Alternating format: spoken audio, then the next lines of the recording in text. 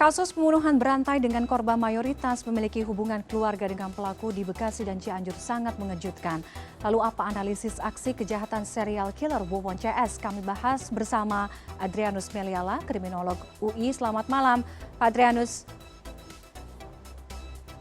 Baik, Pak Adrianus. Selamat malam. Baik, terima kasih Pak Adrianus sudah bisa bergabung bersama kami di CNN Indonesia Connected malam hari ini. Pak Adrianus, saya akan minta tanggapan Anda. Polisi mengungkapkan ada dugaan motif pesugihan di balik aksi pembunuhan berantai yang dilakukan oleh Wawon CS ini. Apakah Anda melihat hal serupa, Pak Adrianus? Saya setuju dengan sinyalemen kepolisian. Ada dua hal. Pertama, kecenderungan tersangka untuk misalnya kawin-mawin dengan orang dan keturunannya yang dekat ya. Itu juga pada dasarnya menyiratkan bahwa tersangka tidak ingin informasi itu keluar atau tidak ingin ada orang lain masuk dalam lingkungan mereka, sehingga kemudian kalau bicara mengenai kekuatan itu kemudian masih tetap berada di lingkungan mereka sendiri. Yang kedua adalah tentang adanya anak yang meninggal maupun juga istri yang meninggal menjadi korban, itu juga pada dasarnya dapat dimengerti sebagai suatu tumbal. Tumbal itu selalu bicara mengenai sesuatu yang dianggap penting, dianggap bernilai. Nah, dalam hal ini dipilihlah istri dan anak untuk menjadi tumbal tersebut. Demikian. Oke, selain dugaan motif pesugihan, apakah analisis Anda menangkap ada dugaan motif lain? Kebanyakan mungkin kita tahu aksi pembunuhan berantai atau serial killer itu kan dilakukan oleh satu orang, satu pelaku. Tapi kalau dalam case Wawon ini kan ada beberapa orang yang ikut terlibat atau membantu. Apakah Anda melihat ada motif lain dalam hal ini, misalkan faktor finansial, sehingga ini mungkin juga bisa mendasari kasus pembunuhan berantai ini? Betul sekali. Jadi walaupun disebut sebagai serial killer, namun yang membedakan kasus ini dengan kasus-kasus yang lain adalah adanya dua motif sekaligus. Pertama adalah terkait dengan pesugihan tadi, pesugihan tumbal dan seterusnya. Tapi yang kedua adalah soal finansial. Ya, ketika ada orang yang menyetorkan uang untuk digandakan uangnya, diterima, dimasukkan dalam rekening dan kemudian tidak berhasil digandakan, dan kemudian lalu orang yang menyetorkan kemudian dibunuh. Jadi dua hal ini memang saling berkait. Mana lebih dulu, itu nanti tentu akan kita tunggu hasil penyidikan, apakah finansial dulu atau pesugihan dulu baru finansial. Demikian. Oke. Artinya ada kemungkinan besar lebih dari satu faktor yang mendasari kasus pembunuhan berantai Wawon CS ini. Pak Adrianus, terkait dengan apa analisis Anda, apakah kejahatan ini dilakukan oleh pelaku yang profesional? Karena banyak sekali yang mengejutkan adalah salah satunya mengapa tega sekali menghabisi keluarga terdekat dalam hal ini, istri, anak dalam kasus ini. Tidak profesional, tetapi ini mengindikasikan bahwa orang yang tidak memiliki catatan kejahatan sekalipun bisa langsung high class melakukan kejahatan yang amat serius seperti pembunuhan. Itu yang pertama. Yang kedua, pembunuhan ini sendiri terjadi dalam lingkungan domestik, ya. Tidak bicara mengenai orang luar yang tidak dikenal, tapi bicara mengenai keluarga sendiri. Ini mengindikasikan bahwa korban memanfaatkan relasi kuasa dalam rangka untuk menjebak korban, sehingga korban kemudian bersedia untuk minum kopi dengan racun dan seterusnya.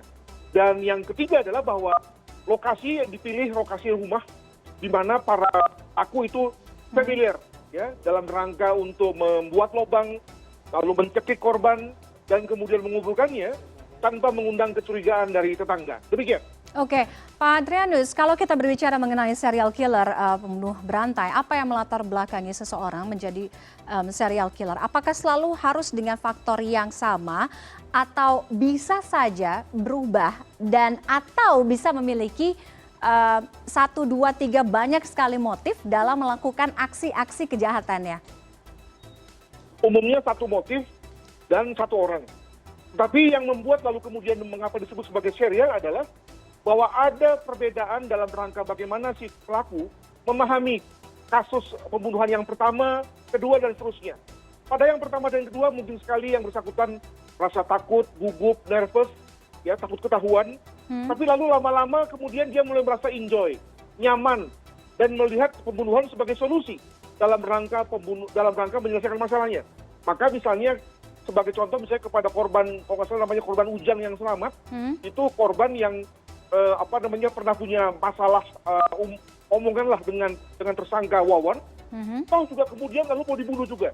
Ya, jadi apapun masalahnya, pembunuhan menjadi solusinya. Begitulah kurang lebih. Oke, dari sisi psikologis artinya ada kenikmatan dalam tanda petik sehingga kejahatan ini terus berulang ia lakukan.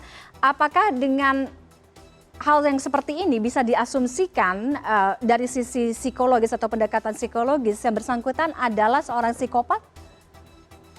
Oh, tidak harus. Dan kalau melihat dari bahwa yang bersangkutan itu sudah cukup tua dan memiliki keluarga dan juga bisa hidup bertetangga, itu pada dasarnya mau mengatakan bahwa dia bukanlah seorang psikopat.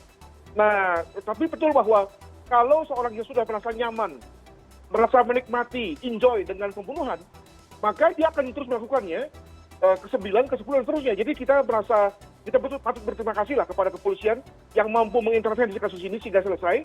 Sebab bila tidak, sebagaimana juga sudah ditemukan bahwa sudah ada lubang-lubang di rumah Wawon, di rumah yang satunya lagi, tanda bahwa akan ada pembunuhan lain. Nah, demikian perlu kita apresiasi kepada kepolisian. Oke, artinya apakah dengan hal ini ada kenikmatan tadi yang seperti Pak Adrianus sampaikan, bisa saja aksi kejahatan tersebut memiliki faktor yang berbeda-beda. Ketika dia melancarkan aksi yang pertamanya mungkin dikarenakan masalah ekonomi atau mungkin ada motif lain. Kemudian untuk yang kedua atau yang berikut-berikutnya bisa mengindikasikan ada faktor-faktor atau motif-motif yang lain yang timbul di sana. Karena ada kenikmatan tadi yang Pak Adrianus sampaikan. Betul sekali. Makanya misalnya saya agak bersesuai dengan kepolisian ketika dikatakan bahwa pembunuhan terhadap 5 anggota keluarga di Bekasi itu akibat dari anggota keluarga mengetahui perbuatan tersangka di Cianjur dan kemungkinan akan melaporkan. Kelihatannya tidak ada situasi mendesak seperti itu, tidak ada situasi di mana keluarga akan melaporkan. Nah, mengapa? Kelihatannya memang ini si tersangka saja yang memang sudah merasa perlu untuk membunuh para korbannya dalam rangka meningkatkan, mempertebal kemampuan kliniknya. Ya, jadi kalau tadi mengikuti dari Kabid Humas Pak Truno, bahwa pembunuhan itu dilakukan dalam rangka untuk membuat yang bersangkutan makin hebat supranaturalnya, sehingga at the end, pada akhirnya nanti bisa mengundang orang untuk kemudian datang memberikan uang dalam rangka penggandaan uang, padahal sebetulnya nanti kemudian dia larikan, dia masukkan ke rekeningnya sendiri, begitu. Oke, dari analisis kasus serial killer mungkin yang pernah terjadi sebelumnya banyak sekali. Apakah serial killer ini membunuh karena kebetulan atau untuk menutupi jejak pembunuhan, jejak kriminal kasus yang ia lakukan? Tidak yang pertama, tidak yang kedua.